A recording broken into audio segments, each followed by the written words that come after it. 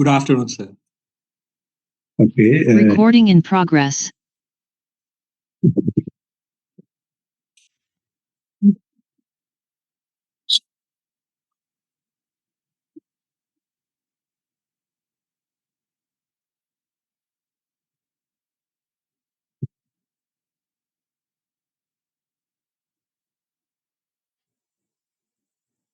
Okay, now we are ready.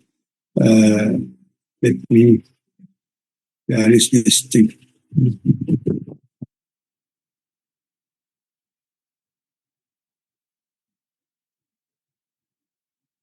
I hope that you can see the PowerPoint slides. Can you see it? Yes, sir. Okay, can you see the slides are moving? Yes, it's moving. Okay.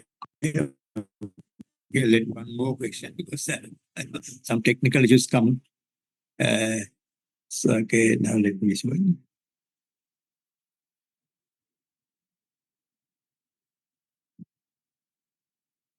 Can you see that now I have on the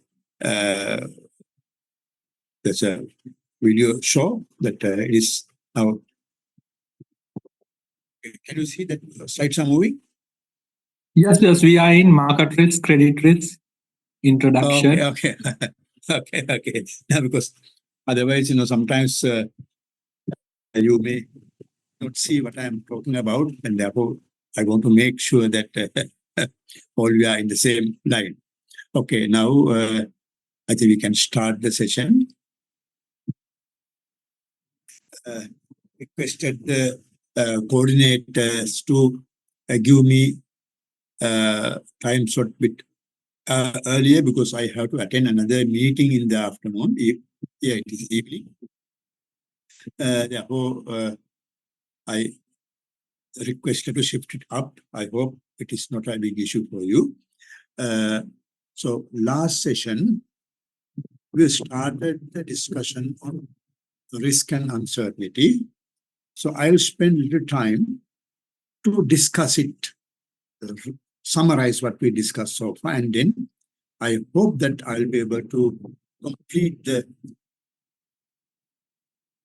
financial analysis section today with this risk and uncertainty. So next week, I will bring some more exercises on the risk, and I think I will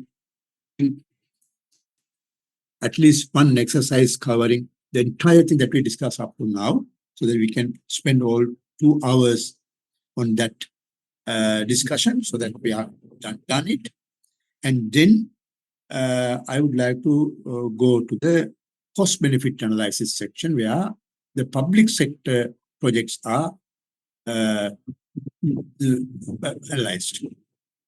So we discussed that either in the last hour of next session or maybe a week after. I don't want to take too much of time on that.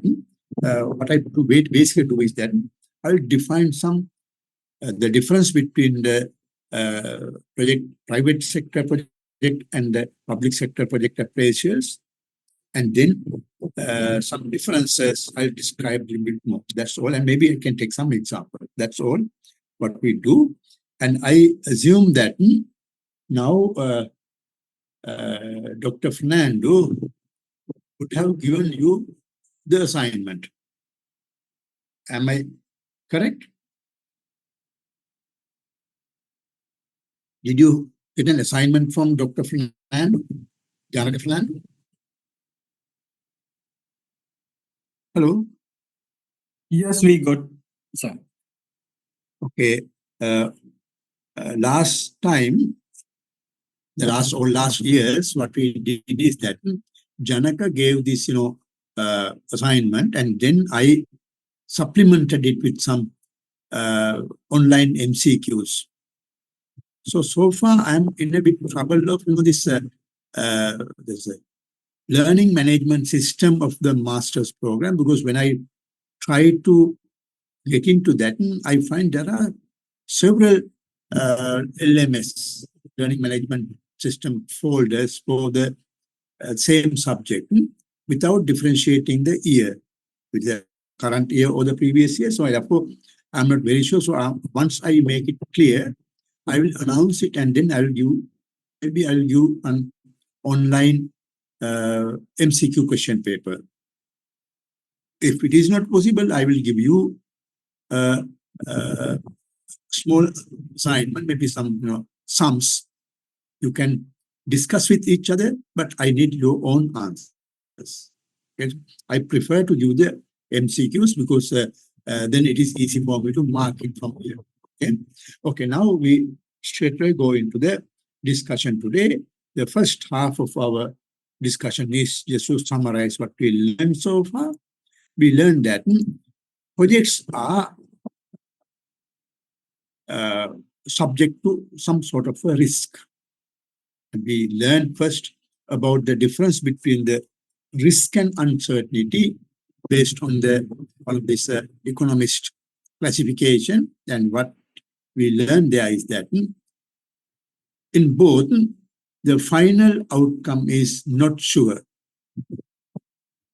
Do the investment today, and we don't know exactly what is going to happen at the end of the day. That's risk and uncertainty, both have the same that feature. So you make the decisions in the dark. However, risk is a sort of a simpler version where under the risk, although you do not know exactly what is going to happen, you know the probability distribution of the final outcome. You don't know exactly what's going to happen, but you know the probability distribution of the final outcome. Example we took was tossing a coin. When you toss a coin, you know that there are only two possibilities, head or tail, with 50% chance of each. Therefore, you know, when you toss a coin, you know that the final outcome, the probable distribution final outcome is that head, either head or tail come with 50% chance each. That is specified as a risk, and uncertainty is more complicated than risk, according to the definition, where we even don't know all the possibilities, and therefore probability distribution is also not known. In real world cases, when you go to the investment decision especially, uncertainty is the most relevant one. But when we look at the methods that the mathematicians, statisticians, and economists have developed to incorporate those unpredictability of the final outcome of the project, they are heavily based on the risk, not on uncertainty. But in general, if I look at all the major strategies or the major techniques proposed by economists, financial analysts, to deal with such situations, we can broadly classify those into two categories as those risk-based techniques and uncertainty-based techniques. And I'll discuss all here today. And you have to keep in your mind that risk-based methods are actually limited with applications, because in order to use that, you need to know the probability distribution. Uncertainty-based approaches, uncertainty-based techniques are actually general. You can use it with or without knowing the probability distribution. Therefore, uncertainty-based methods are much more practical than the risk-based methods. I'm going to discuss both. And one more thing before I move into that, in most of the cases, risk-based methods seems very scientific and very methodical. And most of the time, they are heavily used in sort of academic research or some sort of that type of conceptual developments. When it comes to the practical business decision making, most of the exercises are based on the uncertainty-based approaches. And that's what I would at the outset. So now let's go through the slides and we learn these things. Actually, I don't want to again go into details of discussion. We learn about there are several risks. We have the market risk, credit risk, liquid risk, and operational. So we discuss all this. So these are the things that we discussed last time. Basically, market risk is either in the factor market or the final product market or both. Price may be unexpectedly fluctuating, or maybe the quantity demand or quantity supply of the final product, or maybe the factors may be unexpectedly fluctuating. So that will affect the project. Of course, that will affect the project cash flow, because at the end of the day, cash flow is basically demand and supply of the product, and also the prices. So the market risk affect the project plan or the cash flow entirely. And we discussed the credit risk. That's basically about the credit supply, short supply of credits, unexpectedly, problems the credit availability, and the liquidity risk. That's the time to time in some difficult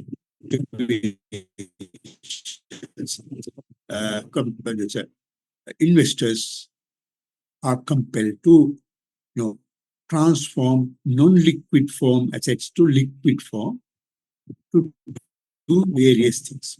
And that version becomes a little bit difficult in the practical, therefore that can also lead to risk. And the operational risk, the lawsuits that you may find some sort of legal actions against or legal approvals unexpectedly, you may have to face the legal actions, or maybe the frauds and personal problems and business model risks. All that we discussed actually in detail last session.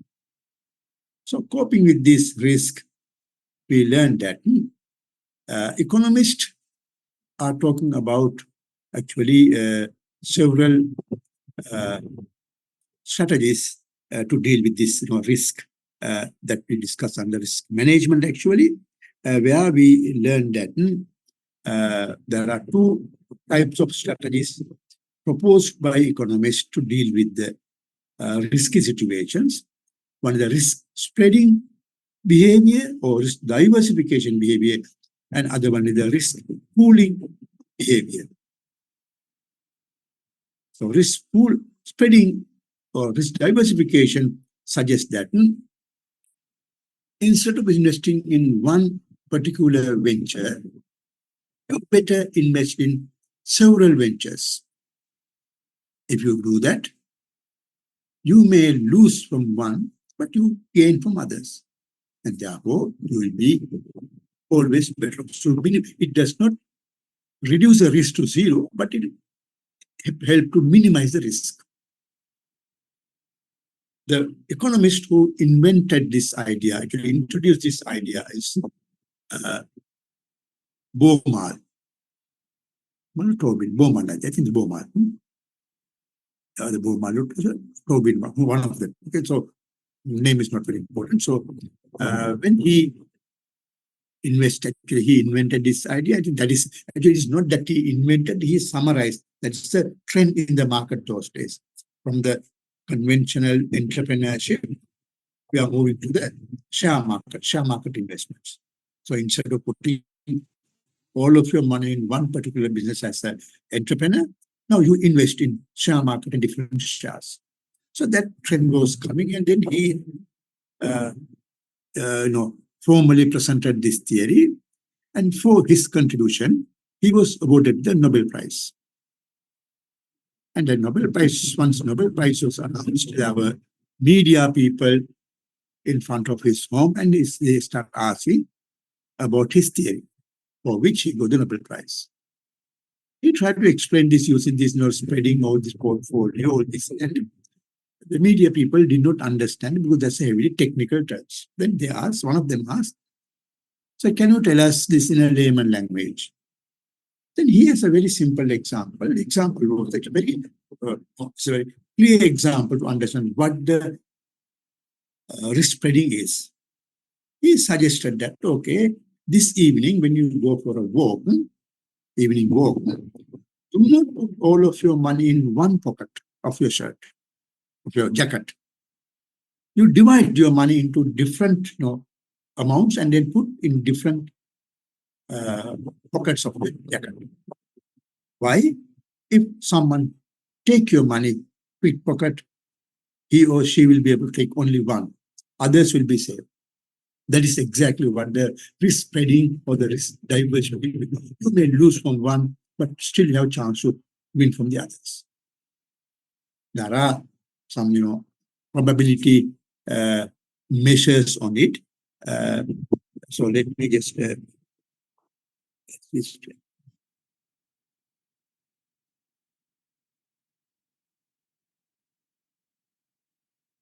no, I think it is okay. So I can't write on here. Why is that?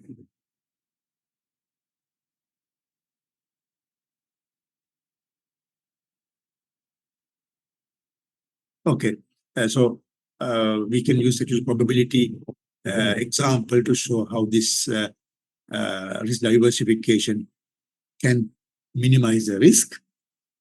So okay, I can't write it today here. Give me a second.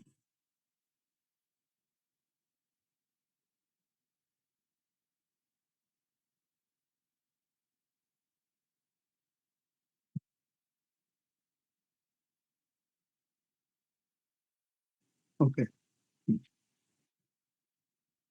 I think I will.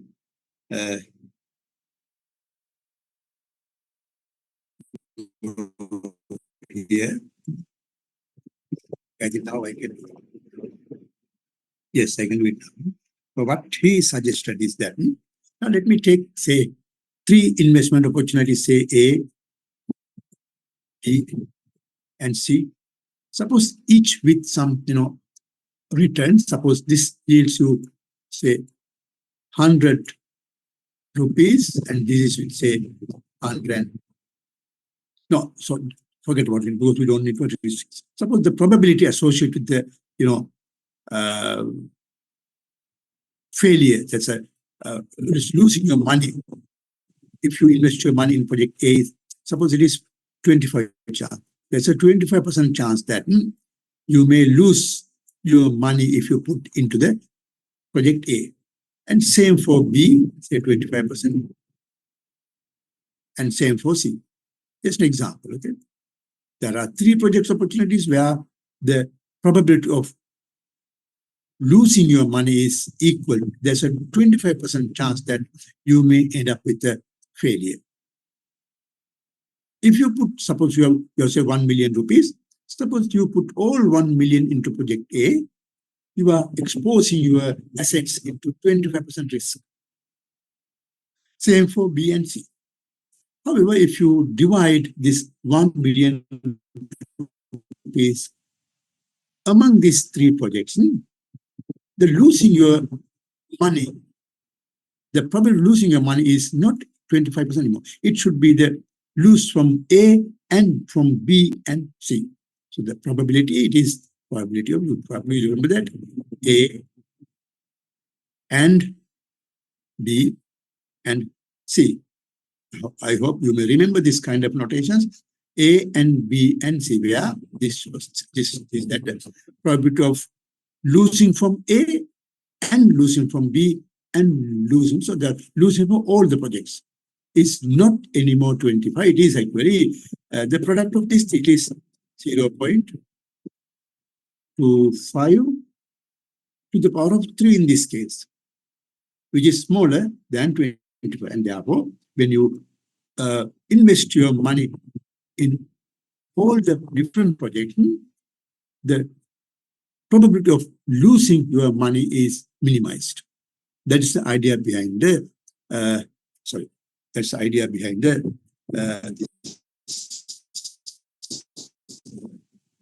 risk spreading. So there are several, one key method of,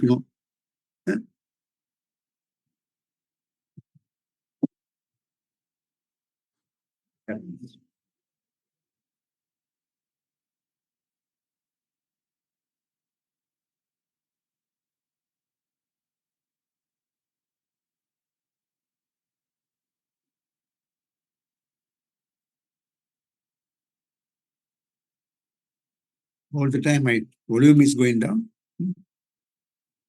So this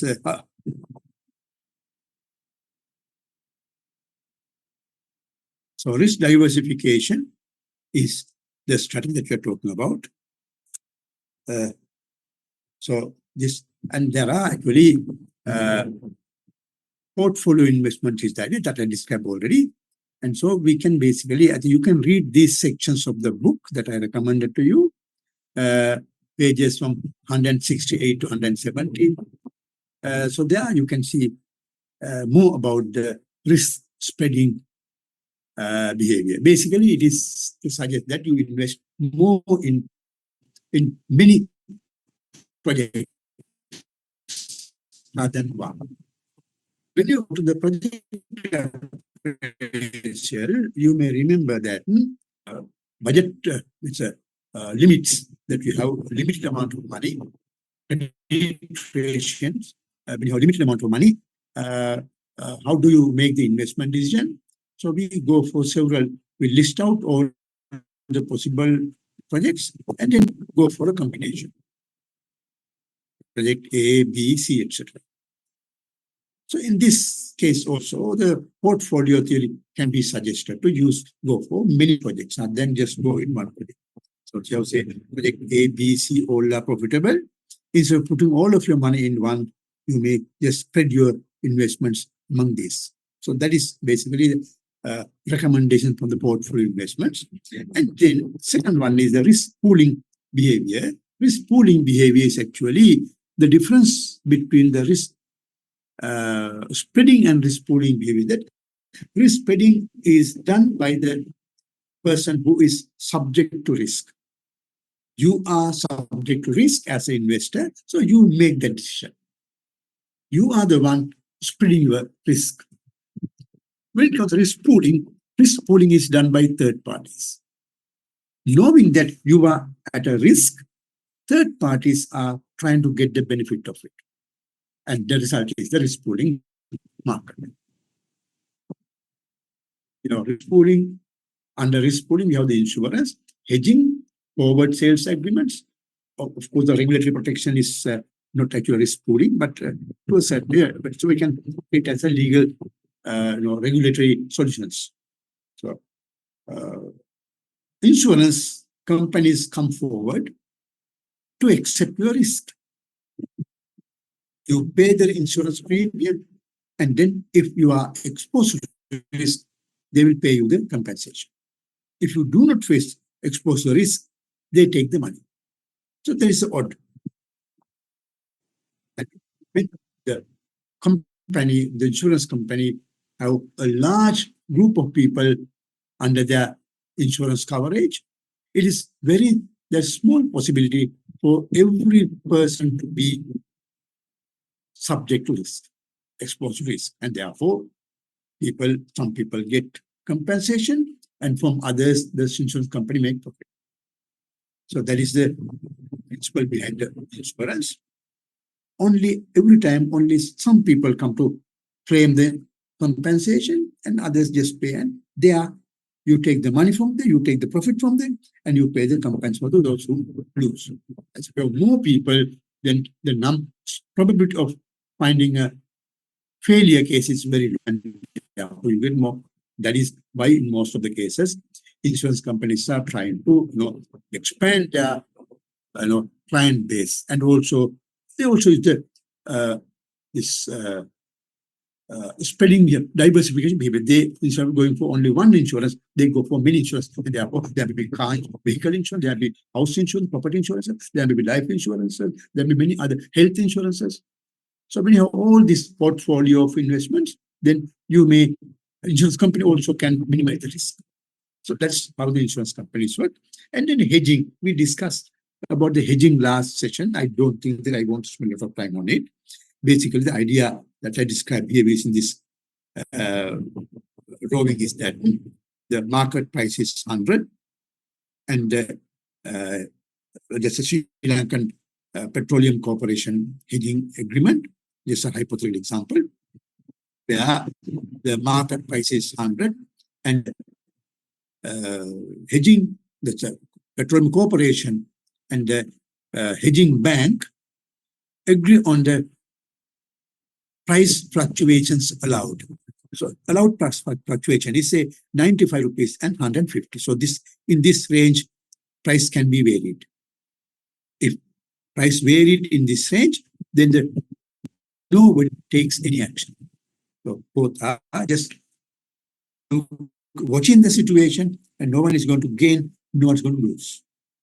So price fluctuations allowed in this range. However, if the price is going above 150, then hedging bank will pay that balance to the hedging company. Now, for example, suppose it is 150, suppose it's say 200. So there's a balance 150 and 200, 50 rupees balance. And that 50 rupees paid by the bank to the hedging company, so that hedging company can still sell their product at 150 maximum. Price will not go beyond that, because 50 rupees is paid by the bank to the corporation, and petrol corporation sells their product at 150 rupees. So they get 200 rupees full from price, but part is compensated by the bank. If the price goes below 95 rupees, then the petrol corporation agrees to give that balance to the bank. For example, suppose the price goes down to 25 rupees, then this petrol corporation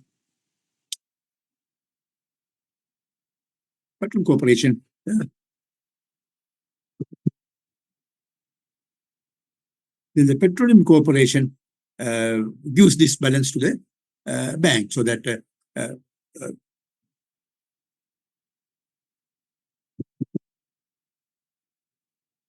the petroleum corporation will not be able to sell the product at a price lower than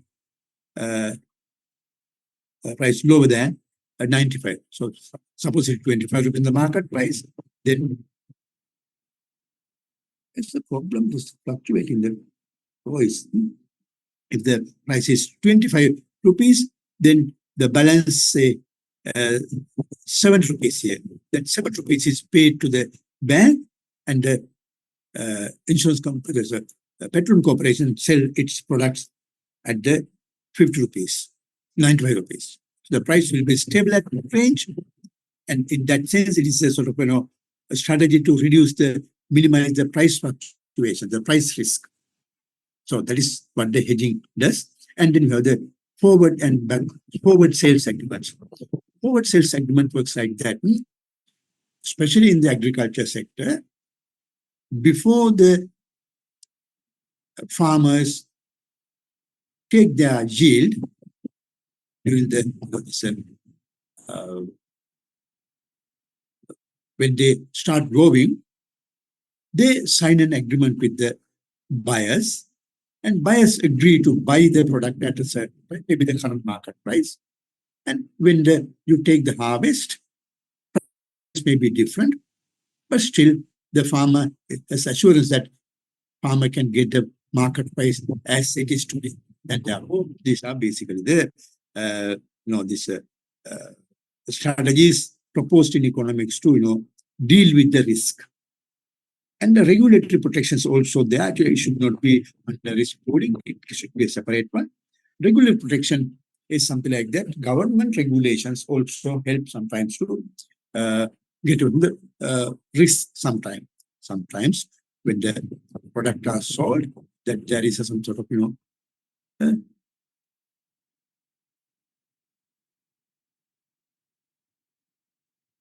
God, and there's a problem today.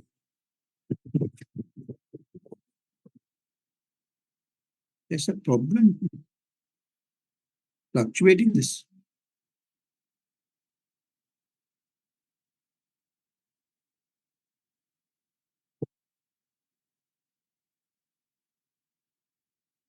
Do you hear me properly? Yes, sir. Can you? Okay, that's some indication that the sound is going down. Anyway, if there's any problem, please let me know. Okay. So this is what we do in the forward sales segment. So this is how we, regulatory protection may be sometimes that there are some, say, obligatory insurance policy. For example, when you drive your vehicle, the minimum is that you have to have a third-party insurance. That's also to minimize the risk. It's a regulated solution. According to the law, you are obliged to have a third-party insurance to go to the road.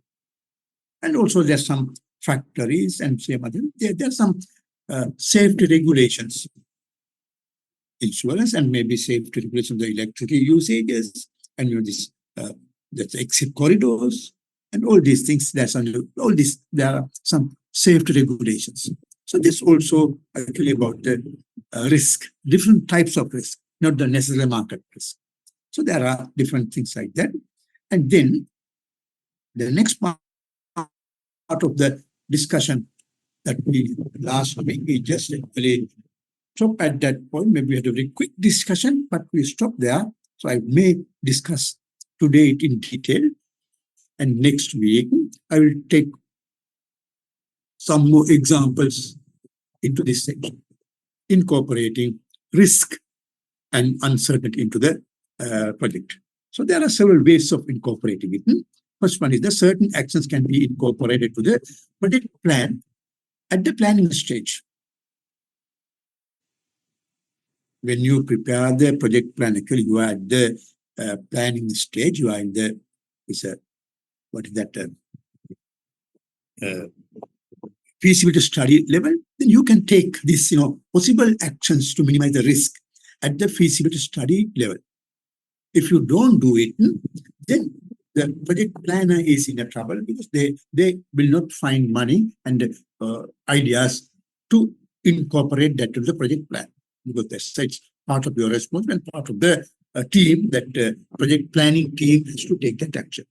We can incorporate several actions, several strategies into the project plan in case we have a problem.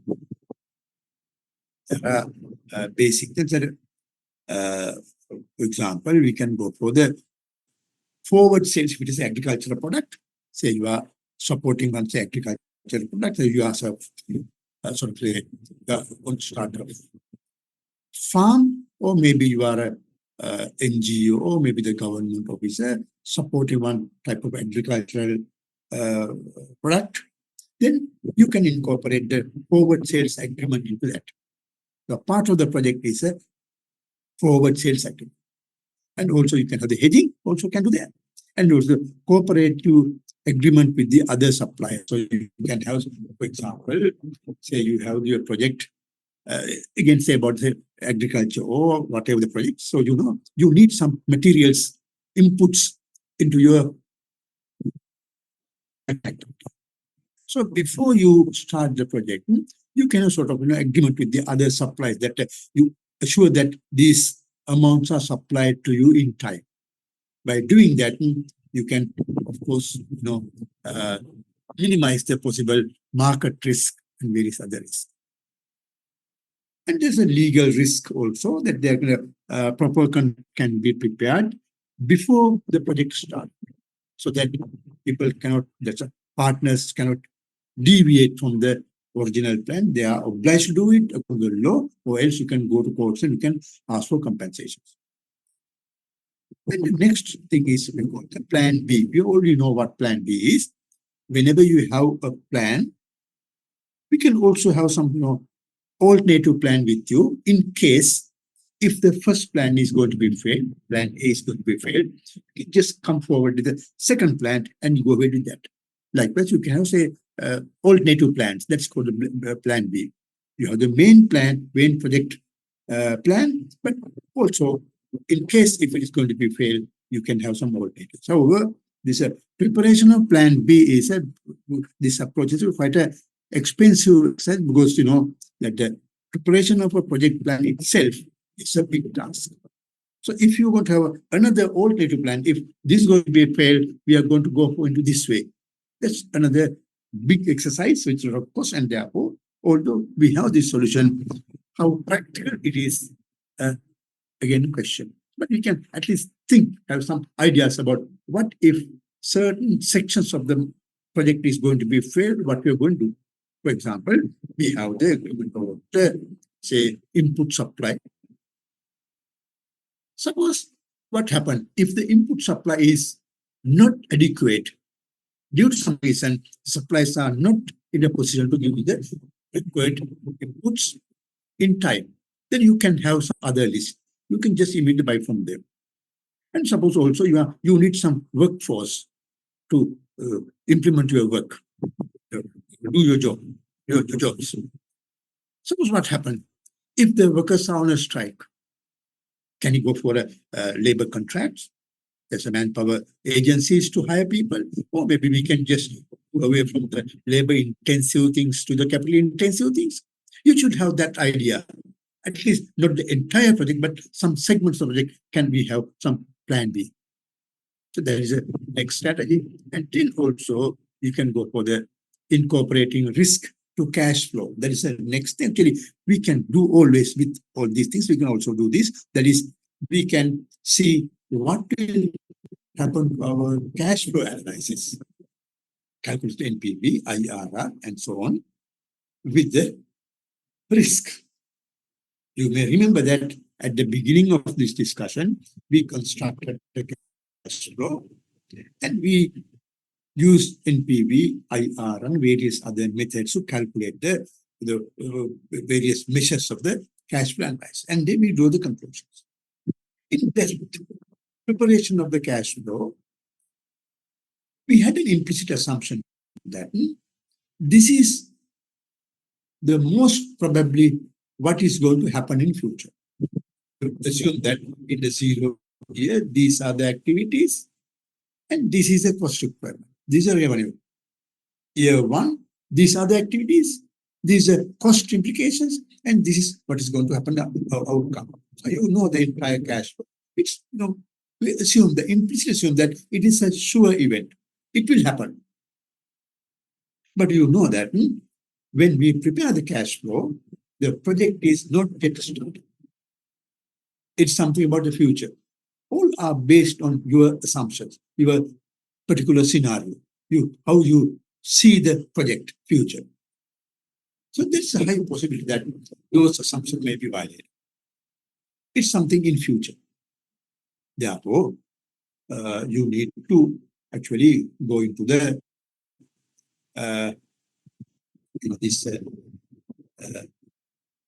you have to see what will happen if any of these assumptions are violated, if any conditions are not going to be happen as expected, then what will happen?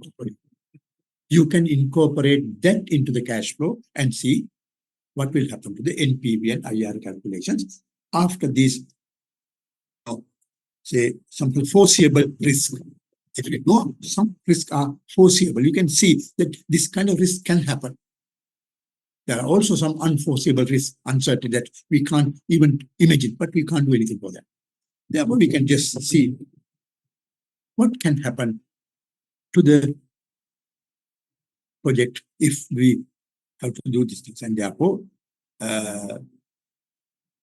we can classify all these ways of incorporating the risk and uncertainty into the project cash flow analysis into two as applicable under risk and applicable under risk and uncertainty, both. The methods that are applicable under risk, we have three: expected value, mean variance, and the standard equivalent factor analysis. These are three methods that we're going to discuss today. How to incorporate the risk and uncertainty, especially the risk into the cash flow. You have to understand that I classified these into the applicable under risk because in order to use any of these expected value, mean variance, and the certain equivalent factors, you need to know the probability distribution. The probability which assumes that we don't know exactly what is going to happen in future, but we know the probability distribution. Therefore, it is risk. Applicable for risk and uncertainty, we have sensitivity analysis, scenario, and break-even analysis. So these analysis actually based on no assumption of what are the possibilities in future.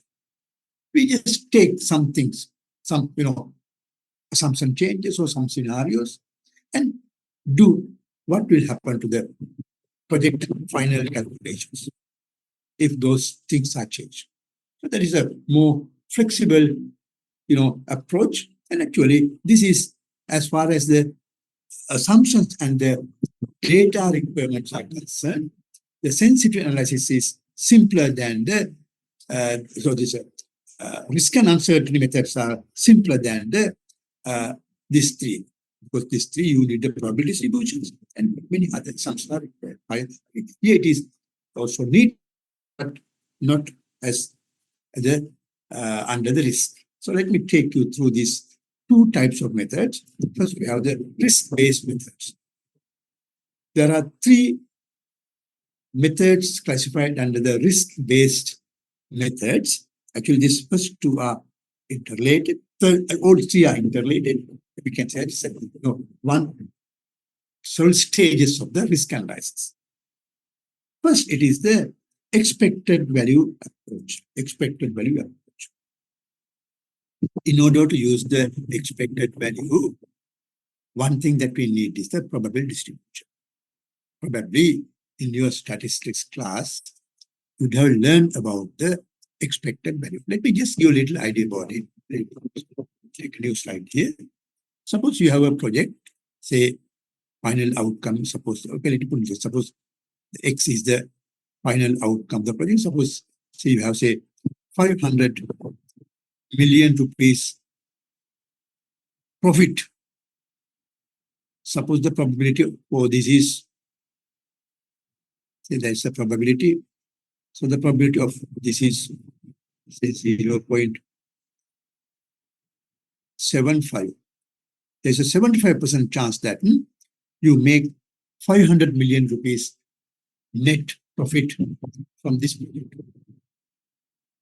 So there's a 75% chance that, so 25% chance that, suppose you are going to lose, say 100.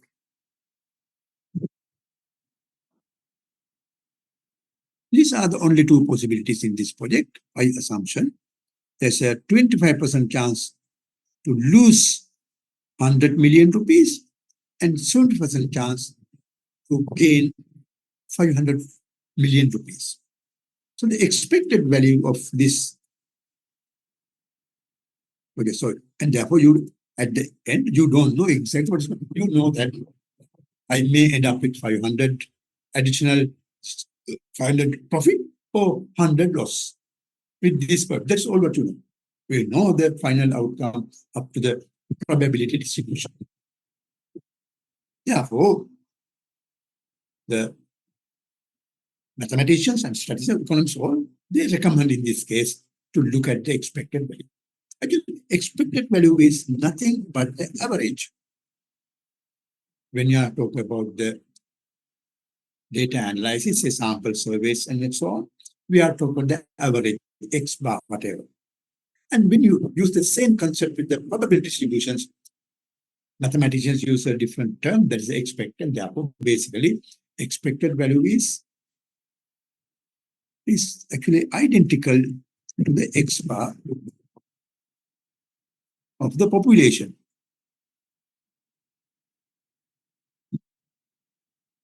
I don't want to go in deep because there are also a lot of notational differences. So I don't want to go into that.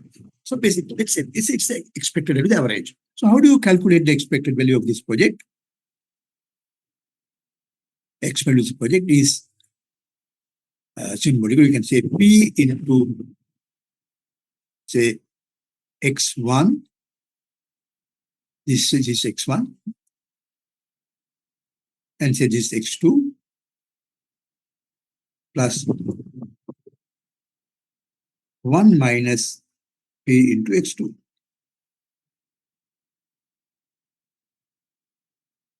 Here, P is 0.75. So the expected return from this investment is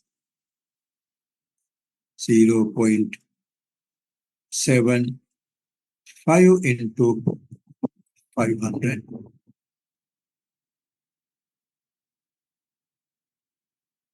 plus 0.25 into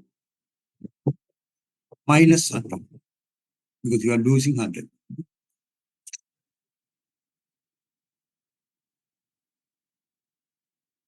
Yeah.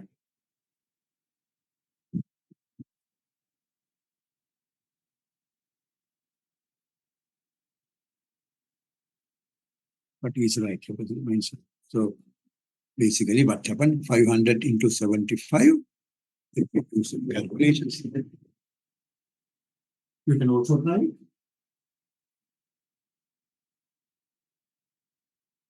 $500 into 75 is how much?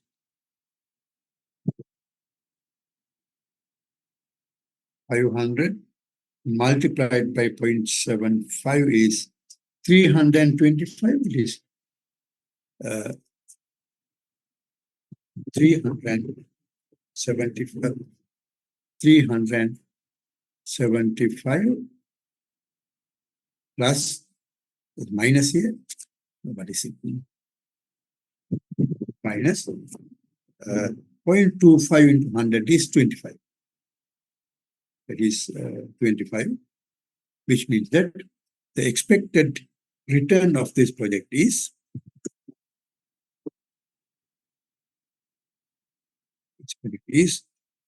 375 minus 20, which is 350. 350. So, in fact, this is the average return of this project.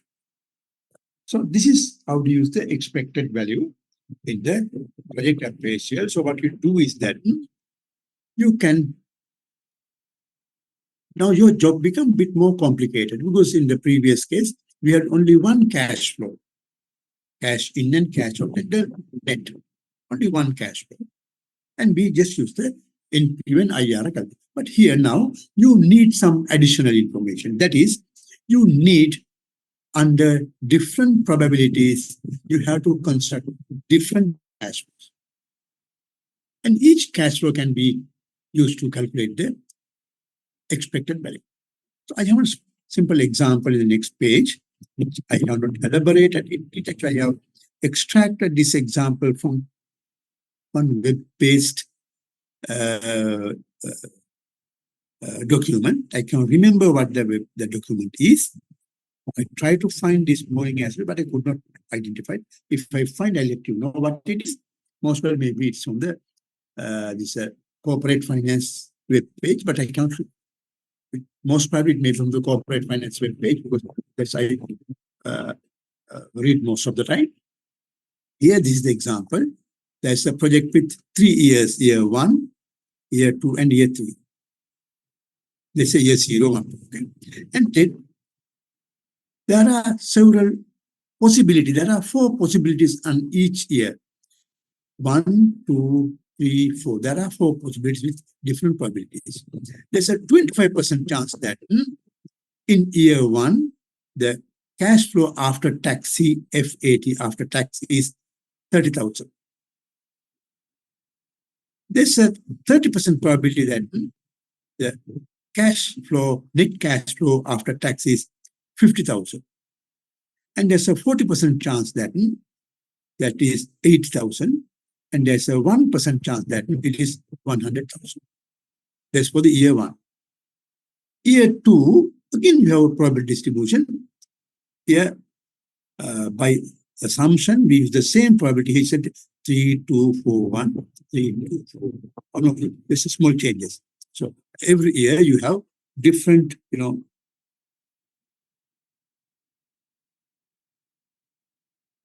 every year you have different probability values. So each 3 years, so first year, there are 4 possibilities with 0.2341 probabilities. Year 2, you have another same 4 possibilities, but with different probabilities, 0.2332. That's a slight change in the last 2 years.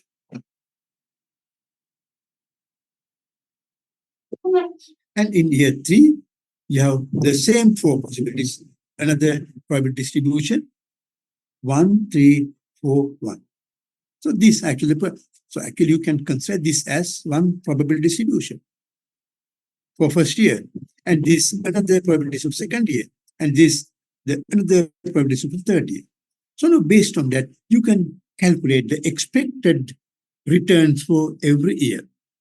And that can be used in the project appraisal exercise. Now, let me just, if you look at this information in the next slide here, next table, this is what you have done. Year 1, we have the expected returns, so the returns, 30,000, 50,000, 80 and 100,000. This column has converted here into a row. And these are the probabilities. This one. Then we multiply this net cash flow by the respective probability. 30,000 into 0.2 is 6,000 here. 50,000 into 3.3 is 15,000. And so on. So we have this cash flow.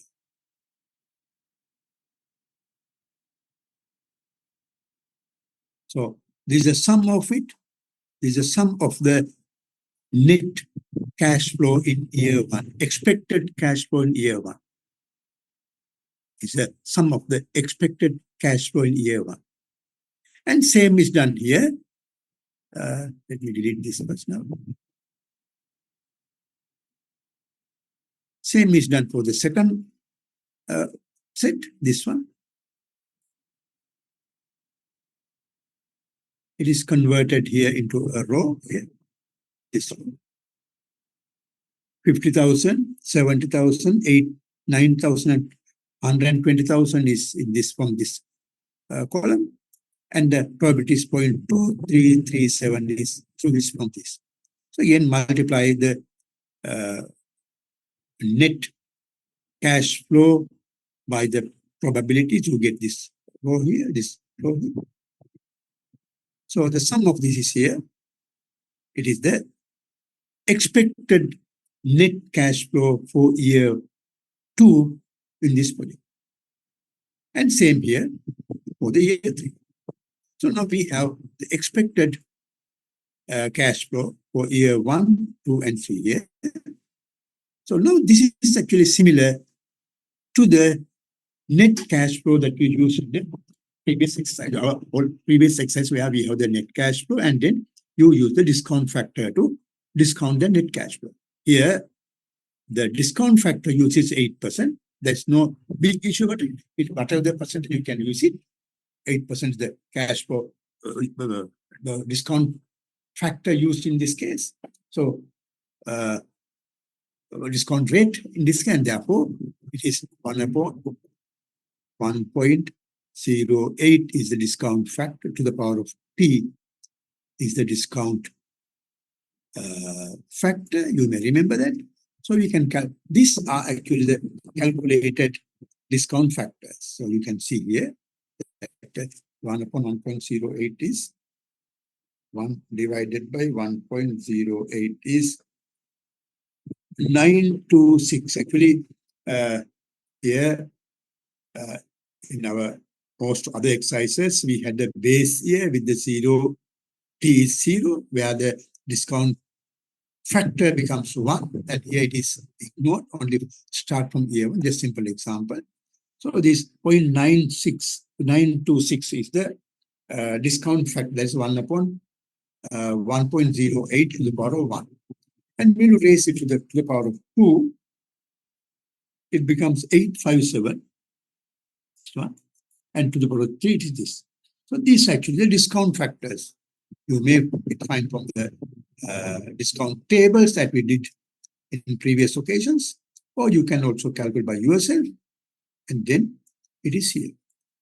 So this is this, and you multiply this expected cash flow in each year by the discount factor and get the present value. So sum of these three is the expected net present value. So total present value with this one, and initial investment. Actually, here it is assumed that in this exercise it is assumed that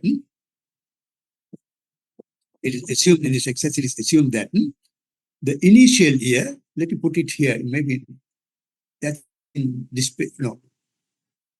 Oh, sorry. Let me put it in this way. Here it is assumed that initial year, 0 year, 150,000 rupees is invested. So let me put all these numbers properly in a cash flow here on this column. We have the 0 year, 0 year, year 1, year 2, and year 3. And so we have the expected net cash flow for each year. Here it is minus 150,000.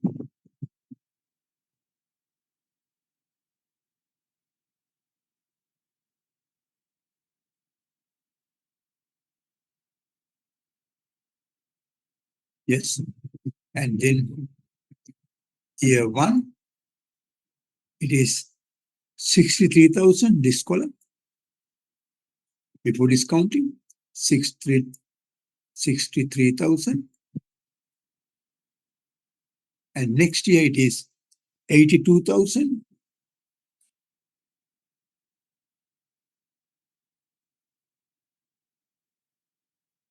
And the last year it is 77,000.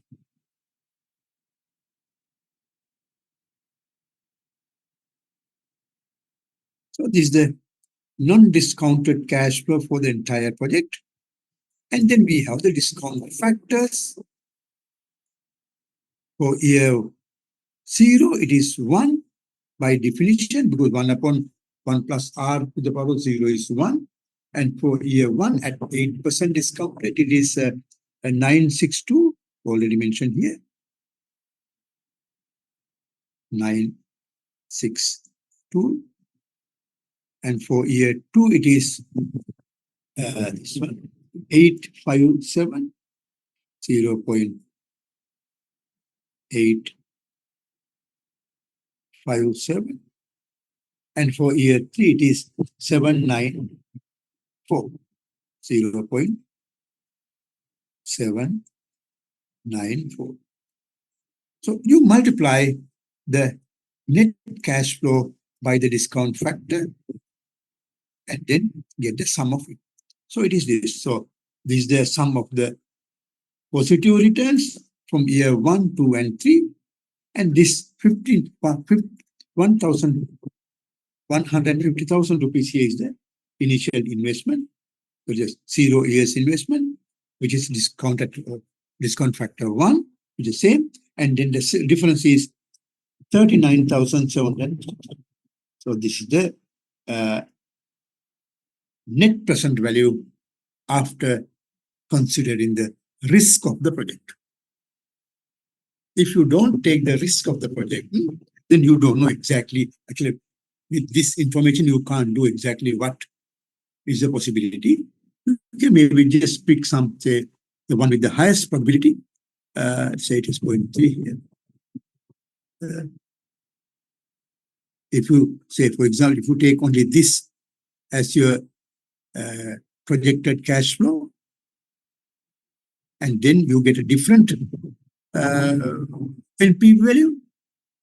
But here, after taking into account these probabilities, you get a different expected. When this expected value is considered as more appropriate under the risk than the situation neglecting the risk. And there's one more assumption behind this calculation, that is the initial year, the risk is 0. Why? We have invested 150,000 rupees and there's no any probability value associated to that, which implicitly assumes that the initial investment is sure, you do it. You start facing risk only after you do the investment. if you do not invest this 150,000 rupees in your project, then you are not exposed to risk. You are investing 150,000 rupees in the project means that you are now exposing into the risk. Therefore, this cash flow with the probability distribution, this cash flow become valid only after you invest in the project in the initial year, 150,000 rupees. Therefore, 150,000 rupee initial year's cost is not actually weighted by any property value. So it is exactly the same number here. See here. This 150,000 rupees is here.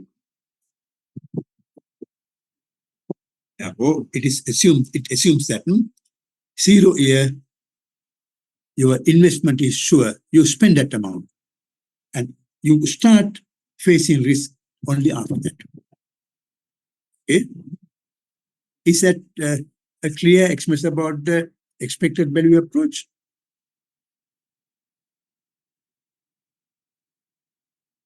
Hello? Are you with me?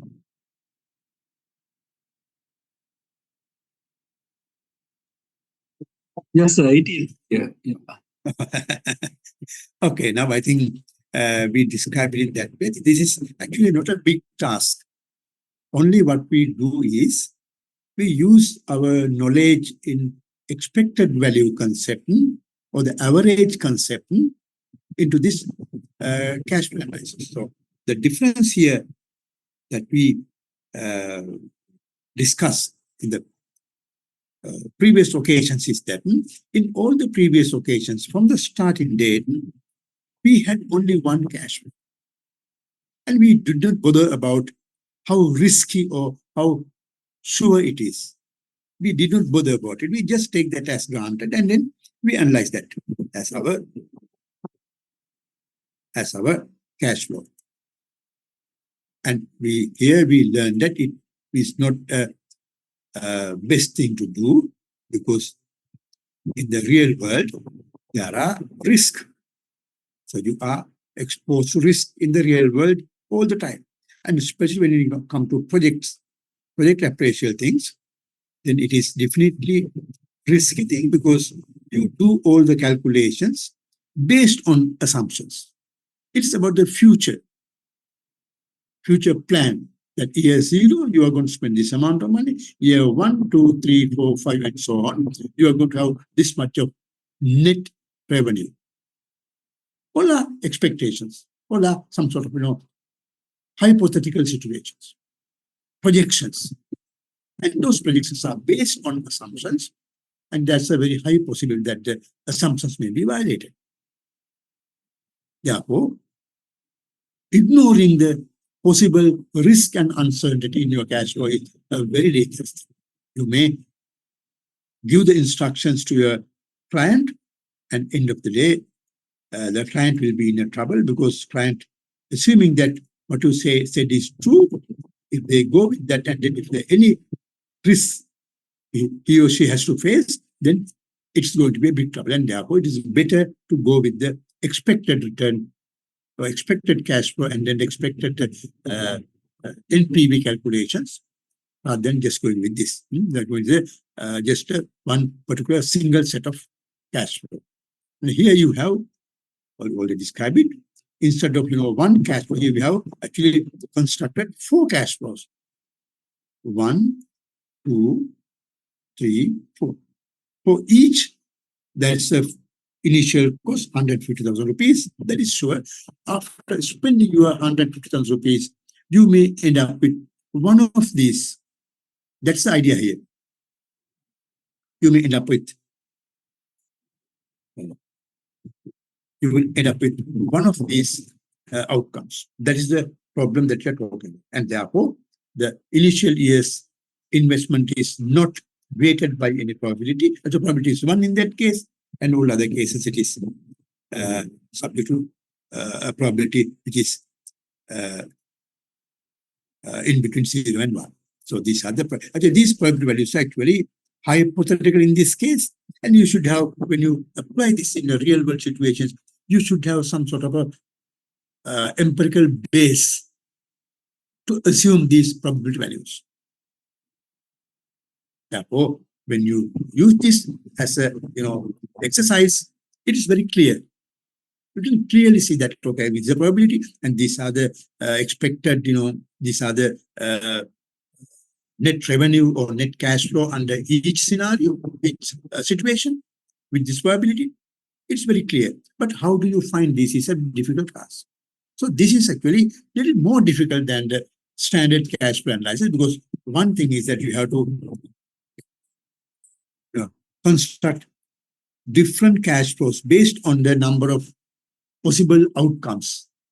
Here you have 4, so you have to construct 4 cash flows. Suppose you have, say, 10-year project, say 50 years project, longer projects, construction of 4 cash flows itself is a big task. It's not a very simple one. You have to be consistent. You know where it is going to change, and then you also need probabilities. So let's say you do cash flow in an Excel sheet. It is not a very difficult task for you to construct different cash flows. They just change one assumption and then change the figures there, and then you get the final cash flow under that scenario. There's no question. However, how do you come up with the probabilities? How do you know that let me call this A, B, C, D, A, B, C, and D? How do you know that the A can happen at this probability in year 1, this probability year 2, and this probability year 3? In most of the cases, all are subjective values that you, as a consultant, project consultant, you may read something and you may look at certain figures and then you come up with that's your choice, not anyone else's choice. And therefore it is subjective to the consultant's value judgments. You decide that it is what it is. And therefore the probability distribution and expected value story is a nice application, but at the end of the day, you are with a bit of, subjective approach. We don't need to go into subjective approaches. Why? Because it is not that scientific anymore. If the probability distribution is, assumed by you or assumed by someone else or, proposed by someone else, then that depends on, at the end of the day, final results is based on that distribution, which is not seen by anyone else. It's your own thing. You can give the figures, but you will not be able to justify these probabilities at 100% true. That's itself is absurd. Therefore, there's a problem. More work and also a bit less reliable still with that. And just one more thing that one may challenge this is that due to the subjectivity of this, someone may use this approach to make some sort of manipulations. Now, let me just take some real-world examples with the public sector projects. Now, see, these days there's a big issue about the Uma Oya project. It may be a political allegation, we don't know, but that's the issue. And the critics of the Uma Oya project are blaming these environmental assessments, and the project appraisals are not done properly. Environmental assessment is a part of the project appraisal. It is not done properly, and therefore, as a result, that there are a lot of people are now in trouble. That's their accusation. Even before that, when you're talking about the, say, Nelum project, Hambantota port project, and then also this airport project, and also this highway where this there's one tree in Gampa Kadawat area, that project, the highway project where there's a I don't know what that tree is. There's a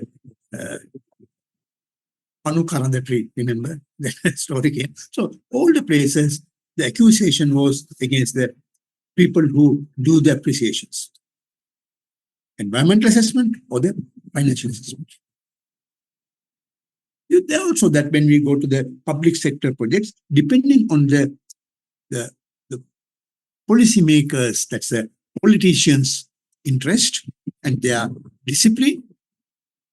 Sometimes they may influence the consultants to give positive or negative results. Suppose, due to some reason, a politician wants the project to be done, regardless whether it is good or bad.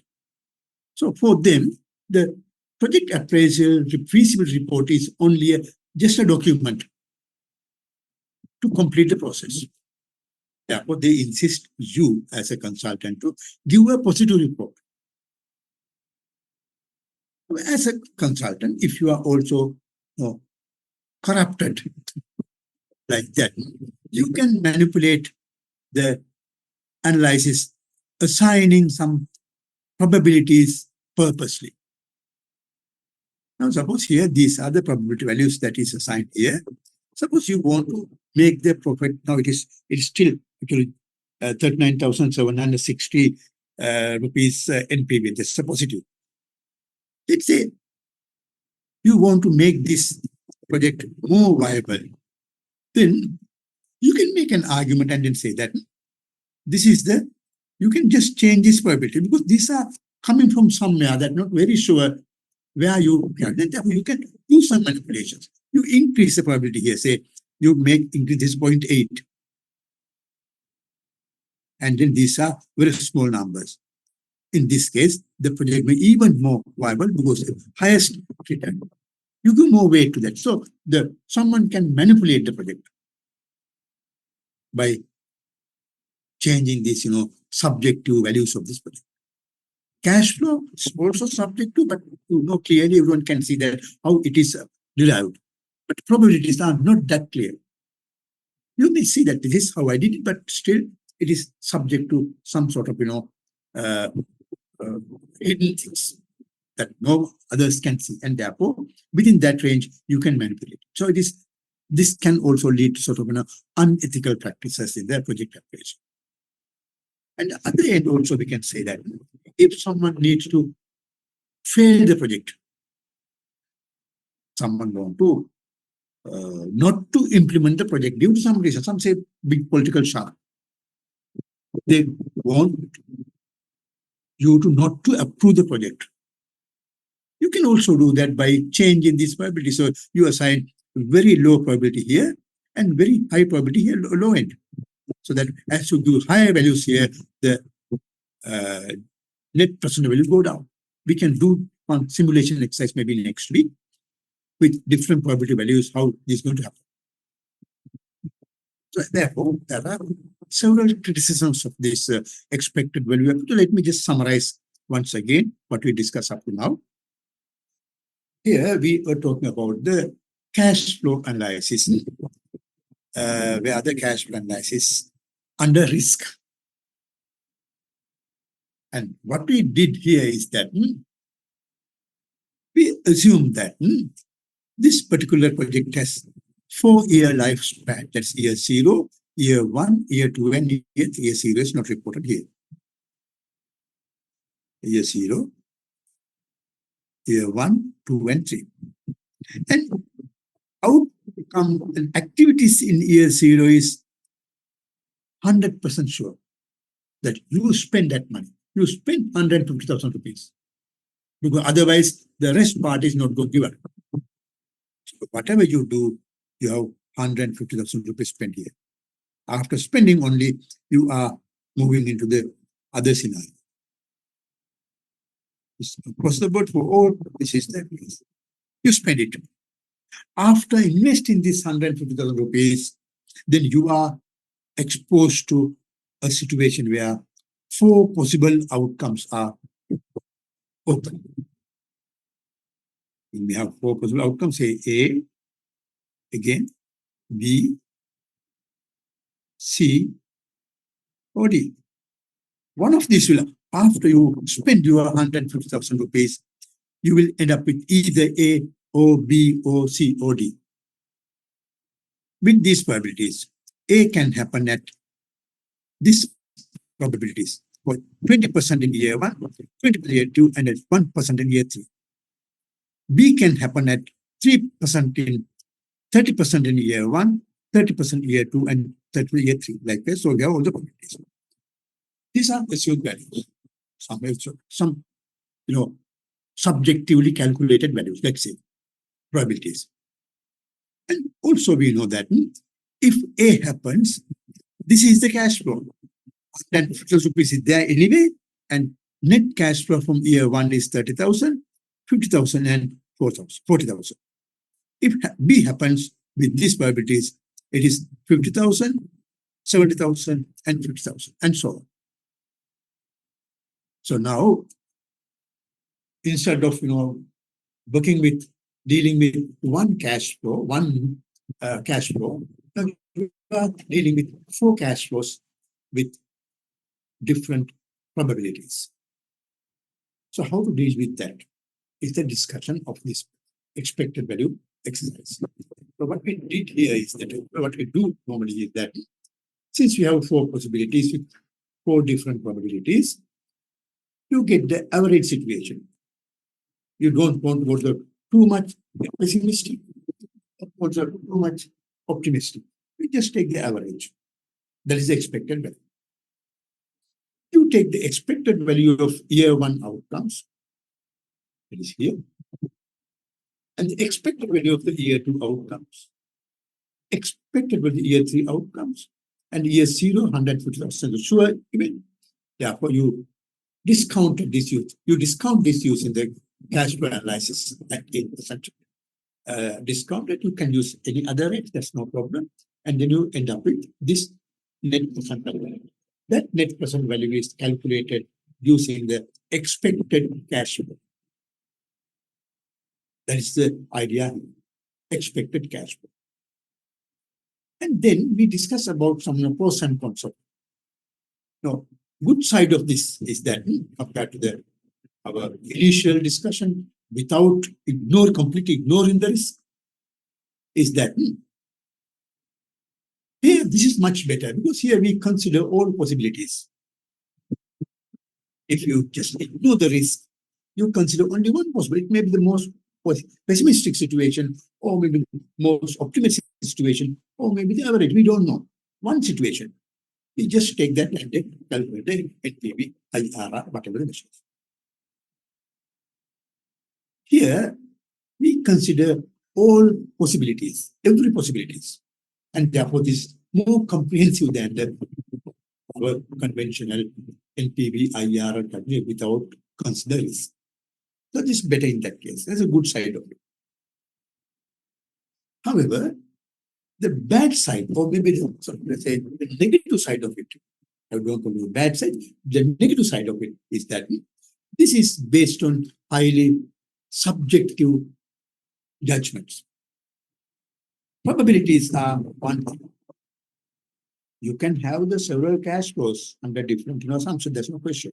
You can mention the assumptions and then do the cash flow. It is very clear. Everyone can see that you have constructed this cash flow based on these assumptions.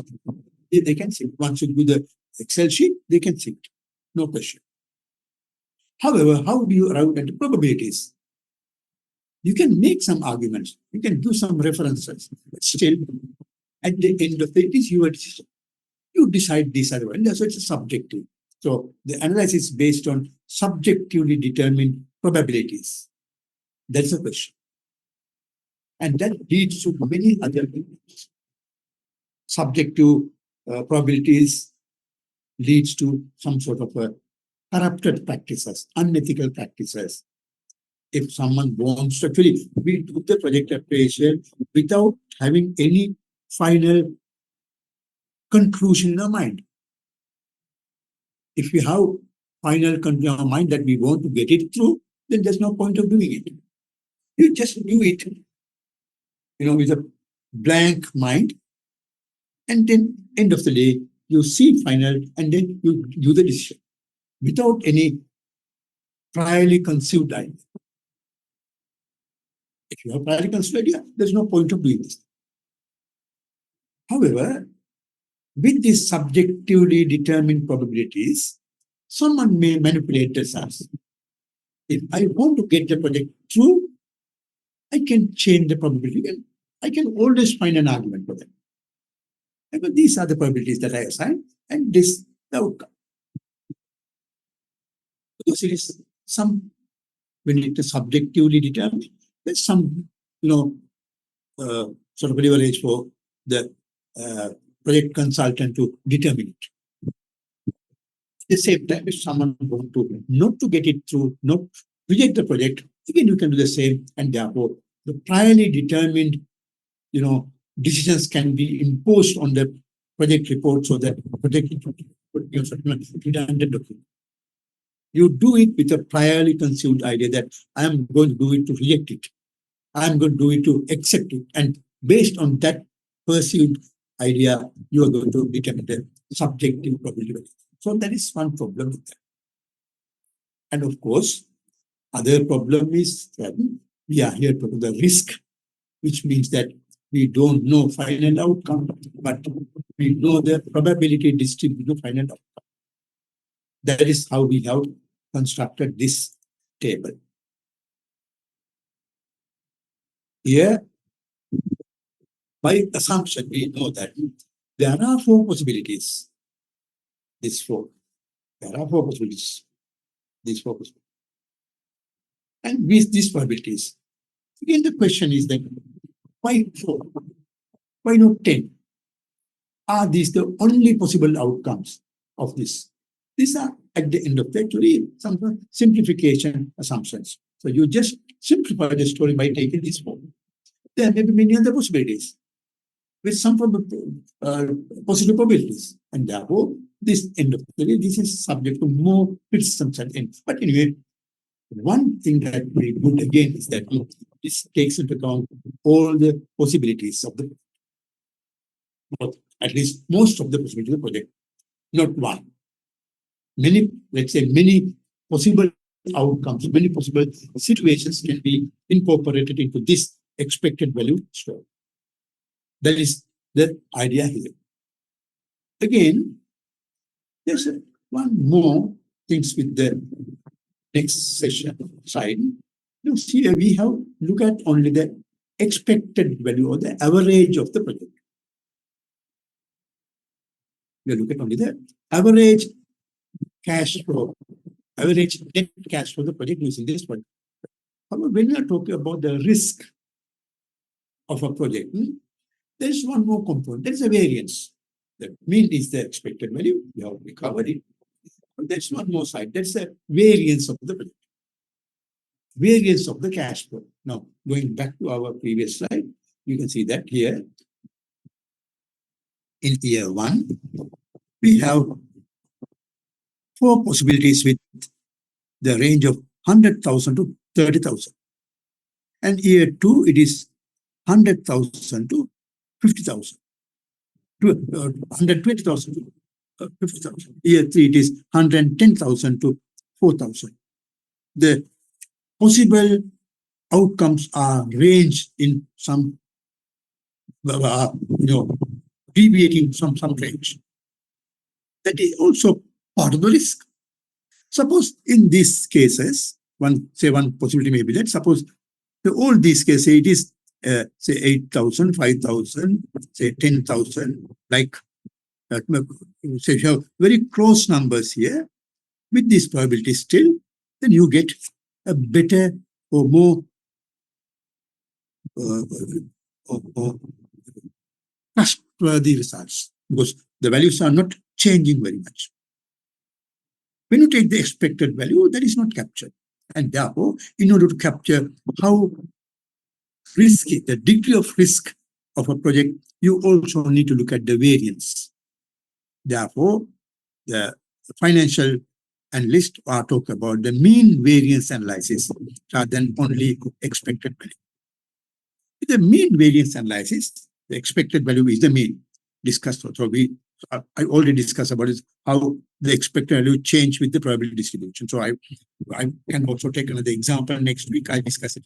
I already discussed here. Now see in this previous here, I said that if we can manipulate the NPV by just changing probabilities. That is the idea here. When the probability values change, that will affect the expected net present value. I'll demonstrate that using another example next week, little further. However, we have to look at the variance, the degree of dispersion of the returns in every year. In every year, the degree of dispersion. Now, again, going back to our previous slide here, suppose, let me just suppose, okay, in 1 year, suppose in this year, the range is from say 0 to say 500,000.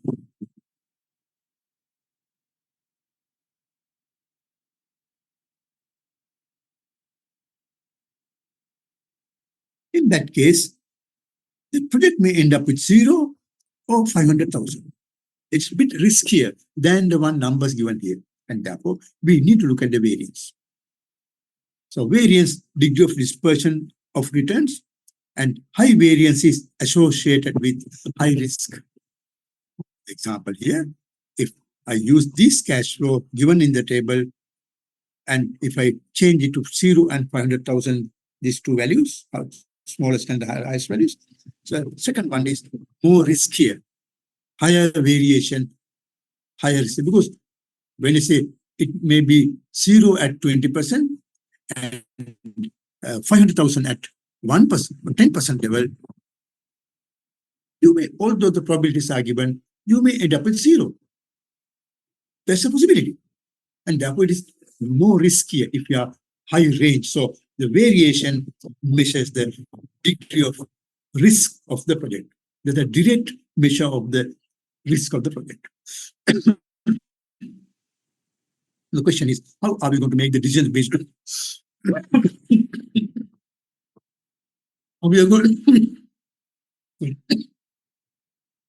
how are we going to make the decision based on the risk, the expected value and the variance? That is the mean variance analysis.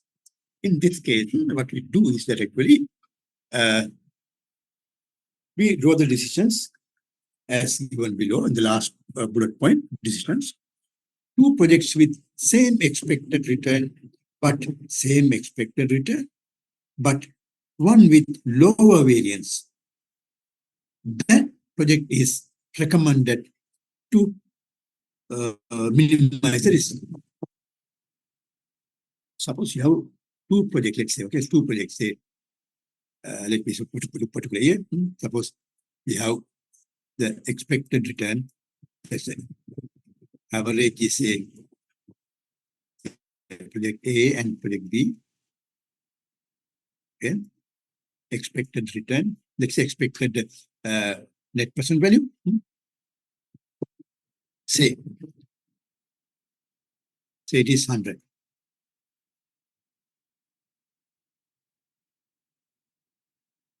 It is possible that 2 projects the same expected net present value. Suppose the variance of these projects are different. Suppose it is 50 variance. Suppose it is a 25.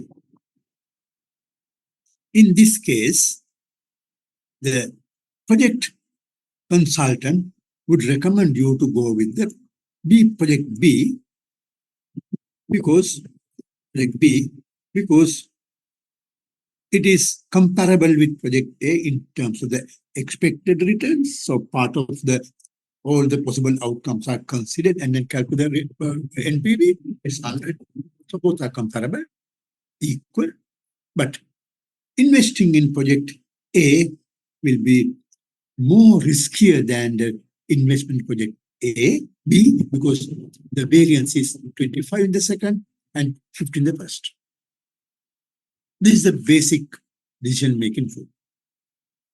Okay, now let me just take some more bit complicated example.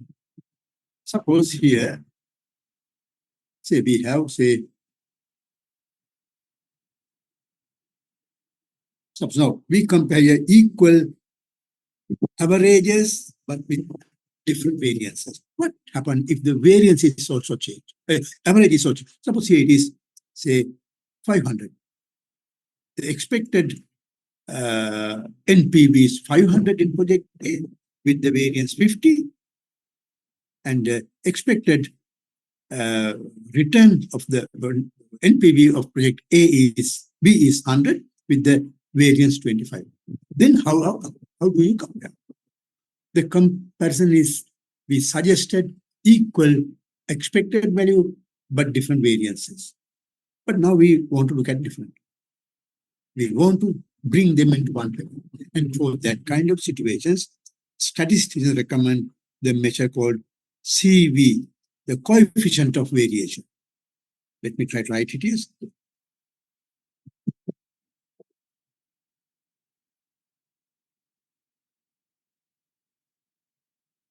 Coefficient of variation.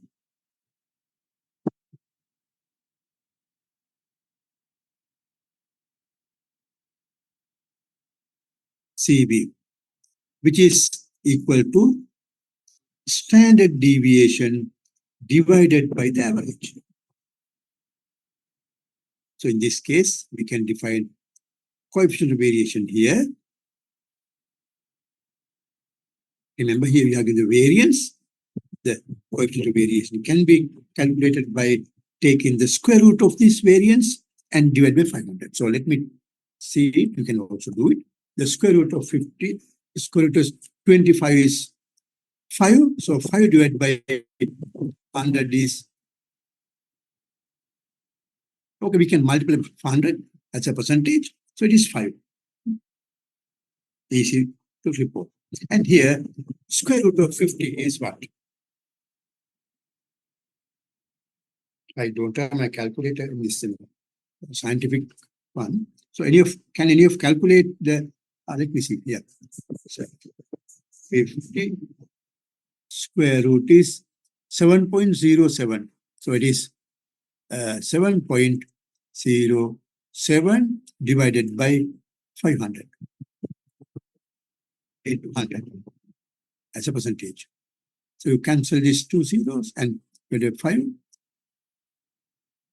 It is 1.4 nearly. 1.5, approximately 1.4.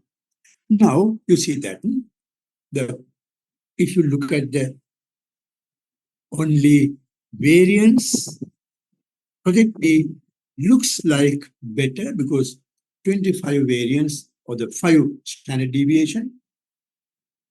No, yeah, 5 standard deviation, and project A is with, say, 50 variance, 25 and 50. So 20 is small, and therefore you may conclude that B is better.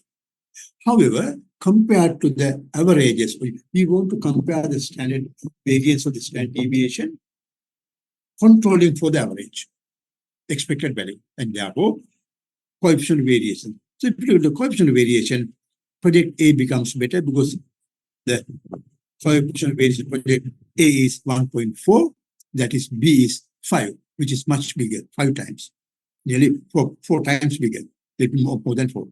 And therefore, this suggests us to go for the project A.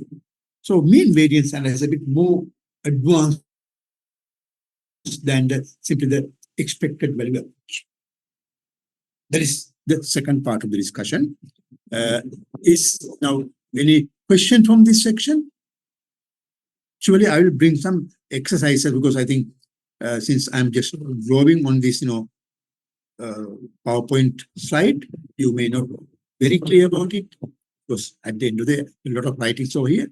So next time I will bring some precise exercise, one exercise, and I do all these calculations. Maybe we go to the Excel and then do calculation and then bring it back to the PowerPoint slide. Sorry, because there's some confusion, maybe some less clarity of this writings here. So for that, I'll do another exercise. Okay, but still, if you have any question from expected value or the mean variance analysis, you may ask your questions now. If any question.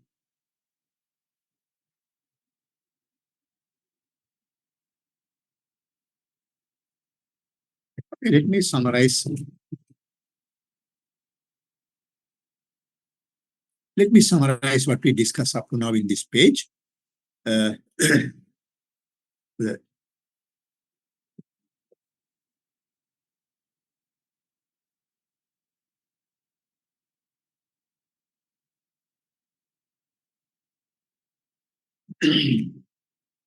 expected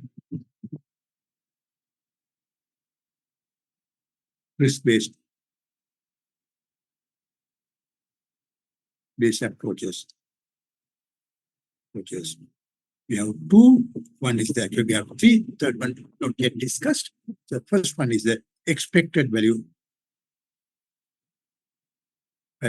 Second one is the mean variance. Mean variance analysis. We have a third one. We discuss about maybe I'll just introduce it. Next week we have more detailed discussion about it. The expected value approach suggests that actually both suggest that okay, let me put it this way.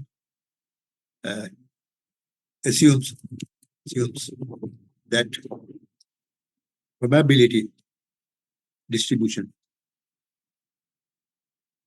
of the final outcomes of the project. Final distribution is known. We cannot say exactly this is going to be the cash flow, but we know that this is the probability distribution of the cash flow. Different possibilities, and under each possibility we have different probabilities and different cash flows. That we know. And then the expected value and the mean variance. And under the expected value, make the decisions, calculate NPV and IRR using expected net cash flow. That's what we did. And to calculate the expected, you know that we need to know the probability distribution. So we calculated the NPV and IRR using expected cash flow. Here are some, advantages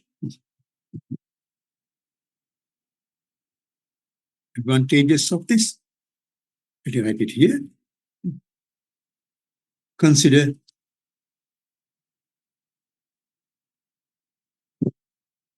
many possible outcomes of the investment decision.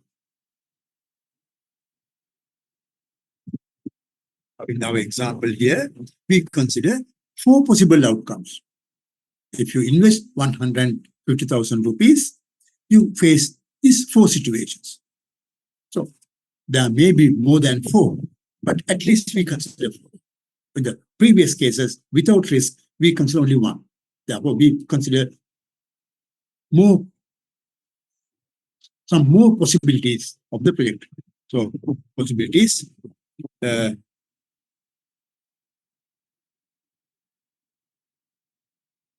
more possible outcomes with probabilities.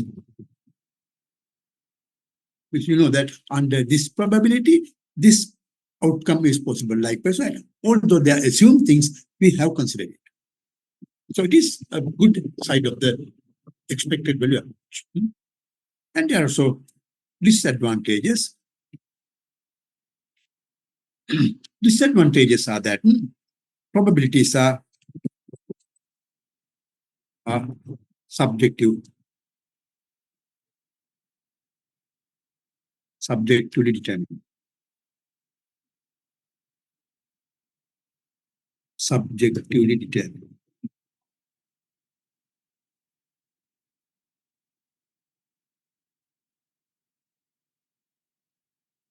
And that there's one problem.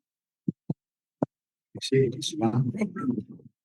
And that may lead to another problem. Ethical issues. Issues of possibility of manipulations.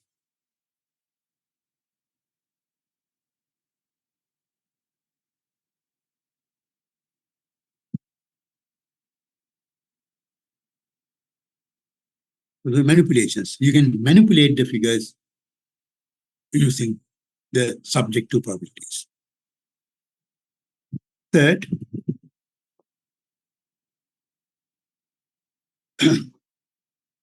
we cannot consider all possible outcomes. Why outcomes? Here we consider only 4, but how do we know that the project has only these 4 outcomes? Yeah, maybe more. We don't know. These are only assumed situations. We assume project can end up with these 4 situations, these probabilities. What I assumed. There may be 100 other possibilities, and we don't know even, we can't even think of. It's uncountable. And therefore, this is with this difference. And we can also have another as a 4th one. The degree of risk is not counted. Therefore, there may be several projects with same expected net present value, but they are with different degree of risk, which is indicated in the variance. Therefore, we have the mean variance analysis, where the mean variance analysis, I want to take this down.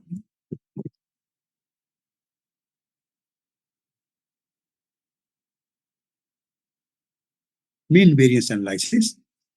Addressing the last one, we have the mean variance analysis, where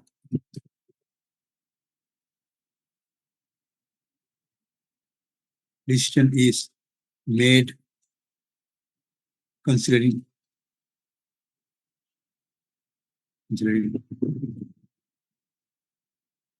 both expected value and the variance.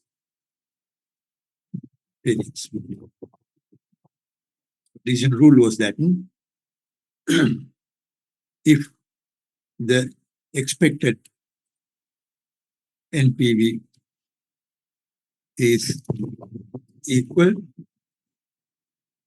choose the one with smallest variance. If you have 2 projects the same expected NPV, choose the one with the smallest variance among them. And then comparison of the projects with different expected NPVs, we use the coefficient of variation. So there we divide the standard deviation by the expected NPV and compare that and then draw them. That's all what we discuss up to now. I will take a clear example next week so that we can spend another day on this. I hope it's no waste of doing it another day, because we can discuss all the possible. And then if possible, if I can find a good example, I can also give you this as an exercise that you can do by yourself. Okay. And then the last one, I don't think I can complete this today, but still it is a good thing to discuss. It is a certainty equivalent approach. Certainty equivalent. I have 2 slides, 1 and 2. And most of the things related to the certainty equivalent approach is in this web page. It's a very clear web page. You can go and, I think I must tell you that you must go and read it. That is with a lot of advertisements disturbing you, but still you can avoid advertisements and then read it, at least first sections of it, that you have a very good idea about what the certainty equivalent approach and how do you deal with it and how it is affected the business decisions under the risk. The certainty equivalent is an additional amount that risk-averse person expects from a risky venture for her to feel indifferent between risk venture and with high expected return and returns from the guaranteed investment. For example, treasury bonds. Okay, it's a bit confusing definition. Let me say this. Suppose there are two business.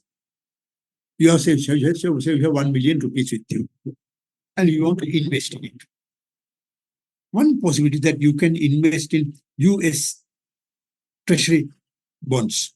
I say US treasury because Sri Lankan treasury bills are also now not very much risk free because due to this bankruptcy declaration, those people who invested in Sri Lankan bonds are also now at a very high risk. Therefore, the bonds investment as a treasury bonds investment is considered the least risky investment in general. But in a country with economic crisis situations, that can also be risky. And therefore, let me say US treasury bonds. You have 1 million rupees with you. You can invest that either in the US treasury bonds or maybe say in one Sri Lankan, whatever the investment, say business, whatever the investment. You want to have new business. So because the guaranteed investment is the US treasury bills and other risky ventures, whatever that you can do around any other places. Okay? So that is the two options you have. Now, you know that suppose if you put your money in the treasury bill, this example will be very helpful. This additional amount is called the risk premium. I think this example will be suppose the guaranteed investment yields 20 rupees, say 20 minutes, but 20 rupees at the end of the period. And a risky project with 25 rupees at the end of the with probability 60 and 18 rupees at probability of 0.40%. So there are two possibilities. One is to get the sure 20 rupees, say, per investment. Let's say you put your money in there. Let me put in the dollar because since we are talking about this, treasury bills, let me also, US treasury bills is also not very important, but let me say it is, say, dollars.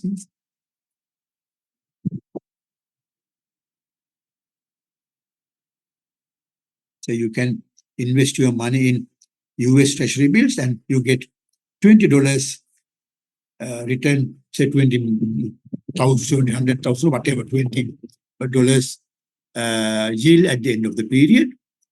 And a risky project has, say, $20, $25,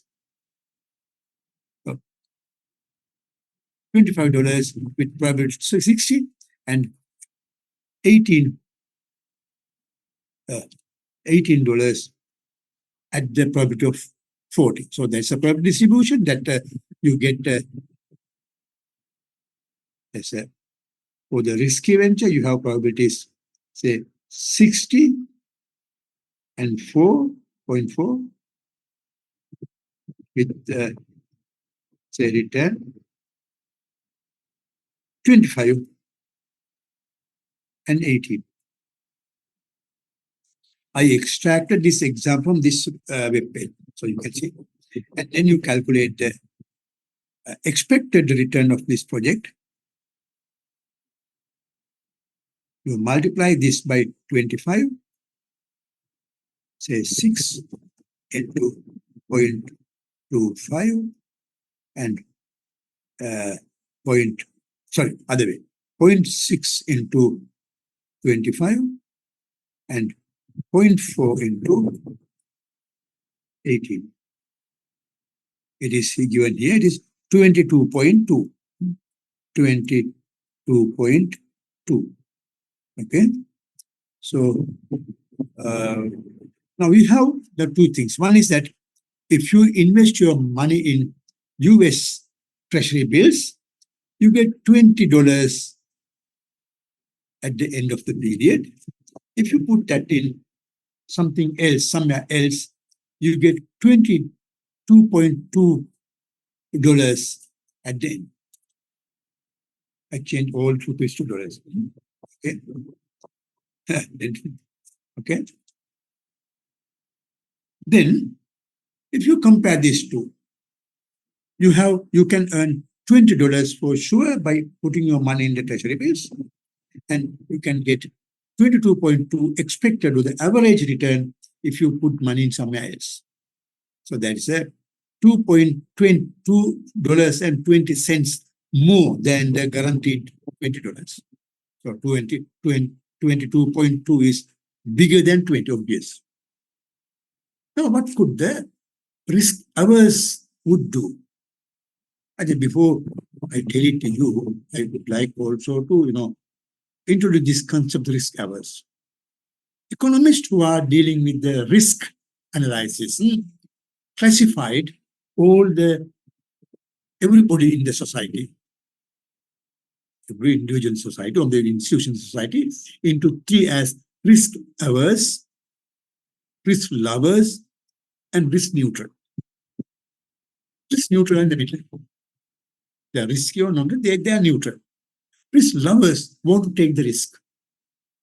In this case, if this person is a risk lover, he compare $22.2 is bigger than $20, sure $20, and therefore he try his luck with it to this second one. So they go, the risk lovers always go into this risky investment if it returns is high, expected return is high. Just try it. But the risk averse is the one who do not want to take the risk. They want to avoid the risk. Therefore, risk averse will go into this guaranteed investment. That's a US Treasury bills. So although there's a chance that you can earn 60% chance that you can earn some more than what you have earned just putting in the Treasury bills, $25, 60% chance that you can earn 25 compared to the $20 that you can earn surely. Risk averse don't want to take that risk. So there's a risk of 40% chance that you end up with 80. You look at that risk averse, you more look at the unfavorable outcome, and risk lover look at more the favorable outcome. So risk averse look at the unfavorable outcome and then decide, okay, I'm going to finish it. Okay, in 1 minute. Okay, so and therefore they decide. Now the question is that if the risk averse want to consider guaranteed investment and the risky investment at equal level, how much additional he or she should get? That amount is again subjective. That depends on how risk averse you are. If you are very risk averse, you need more. If you are less risk averse, you need less. So that is the certain equivalent amount. That's called the risk premium. Okay, so with that, I'm going to stop today so that I took a little longer. You have another session now.